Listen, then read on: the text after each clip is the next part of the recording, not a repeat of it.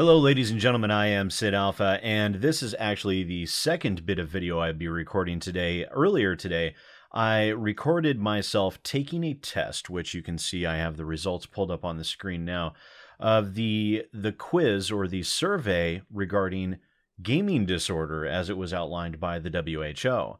Now, the taking of that test took over an hour, so I wasn't keen on uploading that large of a video for people to see. But if you do want to see that, if you want me to upload that, then go ahead and let me know down in the comments. And if there are enough people that actually wish to see me slog through this test in its entirety, then by all means, I will be more than happy to do that, but only if it's something that people want, because there are a lot of personal questions in there, and I thought the test itself was very interesting. The reason why I thought it was interesting is because there were a lot of questions in there that were very drug addiction related type questions and styles and a methodology there.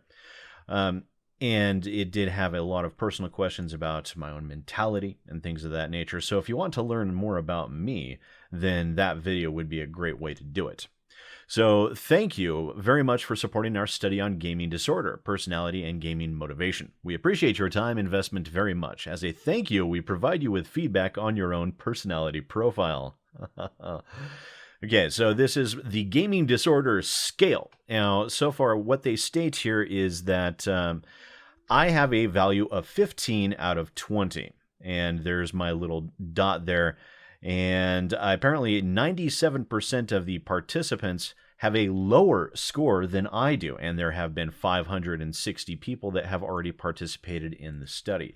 So out of 560 people, I scored higher than 97% of them, which is pretty darn high. And you can see from that graph, it tapers off. It tapers down really quick, which is not necessarily a bad thing.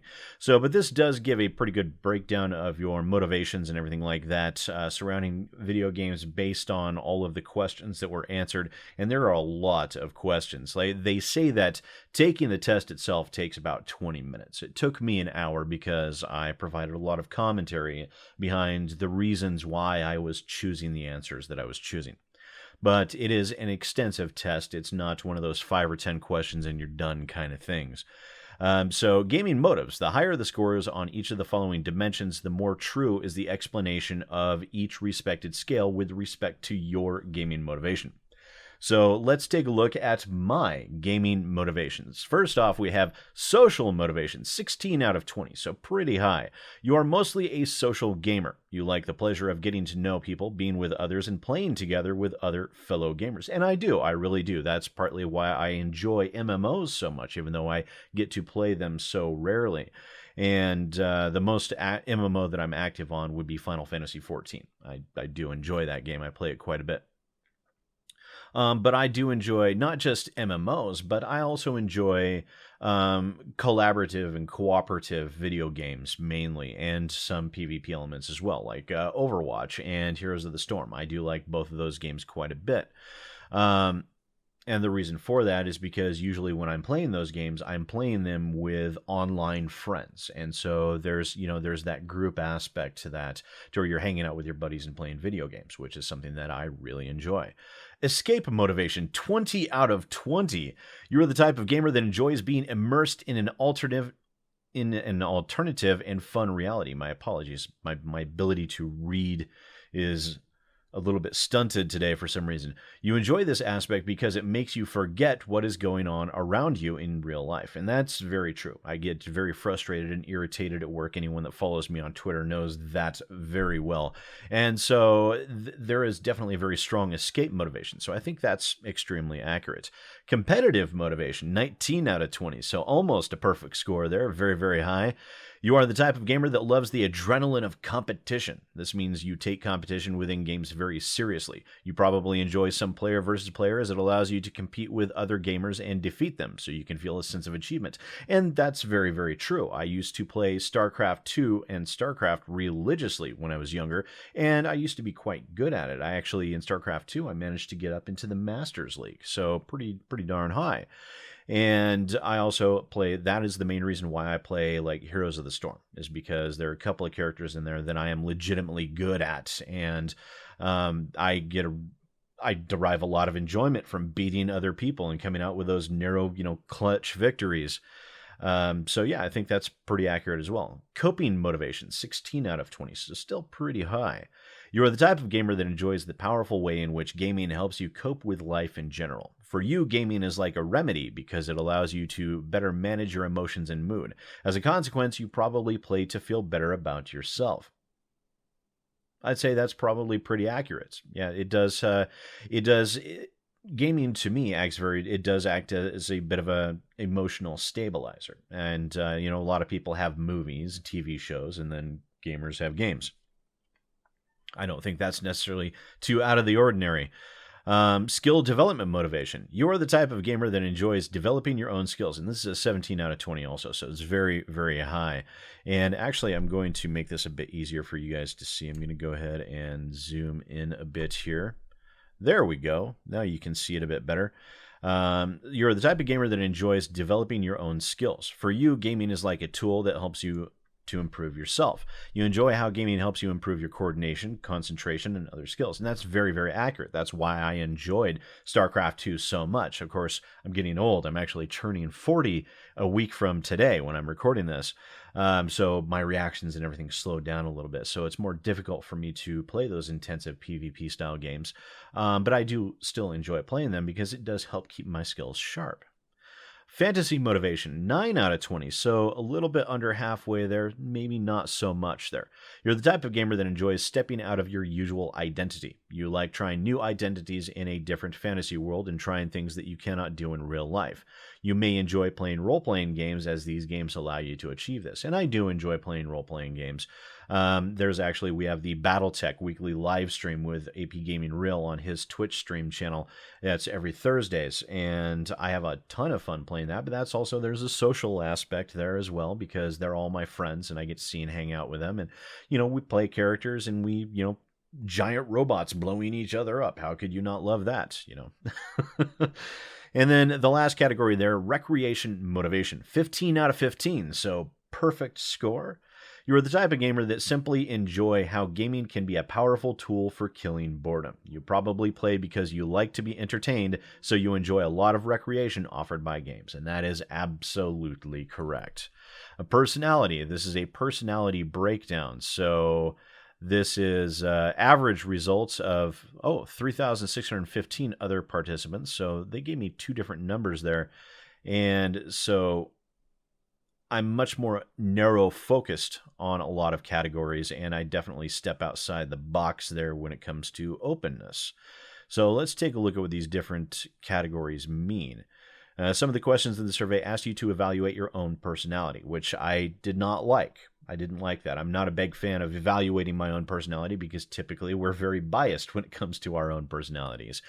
The following shows the interpretation of your data with the appropriate scientific personality terms. The explanations stated below are merely behavioral tendencies, which play an important role when a huge sample is being tested. They respectively describe high-scoring features of the dimension in question. Openness to experience, 40 out of 50, so very high. Very likely that I'm open to new experiences. Openness reflects the degree of intellectual curiosity, creativity, and a preference for novelty and variety a person has. It is also described as the extent to which a person is imaginative or independent and depicts a personal preference for a variety of activities over a strict routine. And that's pretty accurate. I do like to do a lot of different things. I like playing a lot of different styles and genres of games. I don't like narrowing myself in on that regard. Agreeableness, 17 out of 45, so I'm probably not the most agreeable person you'll ever meet. Individuals scoring high in agreeableness have a tendency to be compassionate and cooperative towards others. They're good team players. They like to trust others and tend to be generous to others. So with me, probably not so much. Maybe I'm not the best person in the world. Emotional stability, 20 out of 40. I'm kind of flatline there in the middle. Emotionally stable individuals tend to not experience unpleasant emotions easily, such as anger, anxiety, and depression. They don't worry that much about the future. And I do tend to worry about the future. I do tend to experience unpleasant emotions rather easily, although I do tend to get over them very quickly as well. They are there, and they do crop up quite a bit. Conscientiousness, 23 out of 45. So a little bit higher, but still pretty middle of the road there. Conscientious individuals tend to be reliable, have a good self-discipline, are self-organized, competent, aim for achievement, and prefer planned rather than spontaneous behavior. And I think that's pretty accurate for me being middle of the road. I don't have very good self-discipline. I'm not very self-organized at all. I am competent. I do aim for achievement, and I don't necessarily prefer planned behavior over spontaneous behavior. I think either's equally good. I do tend to be reliable with other people. So probably what really drug me down there would be the self-discipline and self-organized aspects, because I'm not at all disciplined or organized when it comes to my own life. And then extroversion, 19 out of 40, so slightly below the midpoint there. Extroverts tend to be sociable, talkative, seek stimulation in the company of others, are active, assertive, and more willing to take risks. Now, I am a very assertive person. I won't deny that. I'm not very sociable at all, though. I tend to prefer the company of people that I know. I'm not a fan of large groups of people that I don't know, and put me in those settings, and that's when I start to become uncomfortable, and that assertiveness starts to disappear a little bit. But if I'm in an area with people that I at least know passingly well, or if I'm discussing something like in front of a camera and I'm talking about a topic that I'm knowledgeable of, then my assertiveness really comes out.